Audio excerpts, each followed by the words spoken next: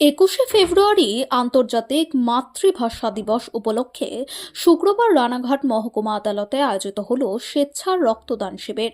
এদিন রানাঘাট বার অ্যাসোসিয়েশনের ব্যবস্থাপনায় ভাষা শহীদদের প্রতি শ্রদ্ধা জ্ঞাপন করা হয় এবং শহীদ বেদিতে মাল্যদান করা হয়। এরপর রানাঘাট বার অ্যাসোসিয়েশনের নিজস্ব গৃহে আয়োজিত হয় স্বেচ্ছা রক্তদান শিবির। উপস্থিত ছিলেন ডিস্ট্রিক্ট জজ শুভঙ্কর সেন, রানাঘাট মহকুমা আদালতের অ্যাডিশনাল ডিস্ট্রিক্ট জজ সৌমেন গুপ্ত সহ অন্যান্য বিচারকরা। রানাঘাট মহকুমা আদালতের আইনজীবীদের উপস্থিতিতে স্বেচ্ছায় রক্তদান শিবিরে রক্তদান করেন 20 জন রক্তদাতা। এই বিষয়ে আমাদের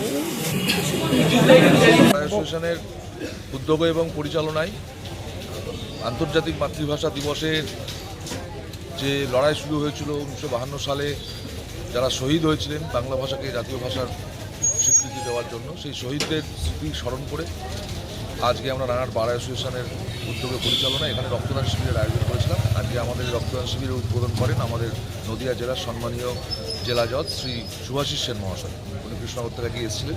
পতাকা উত্তোলনের মাধ্যমে শহীদ বেদিতে মাল্যদানের মধ্যে দিয়ে আমাদের রক্তদান শিবিরের কাজ শুরু হয় এবং রানাঘাট আদালতের সম্মানীয় এডিজে শ্রী সৌমেন গুপ্ত মহাশয়, সম্মানীয় JM third court Noor Zaman Khan মহাশয়, আমাদের সম্মানীয় সিভিল জাজ junior division first principal Sweety Yadav madam, এনারা সকলেই উপস্থিত ছিলেন।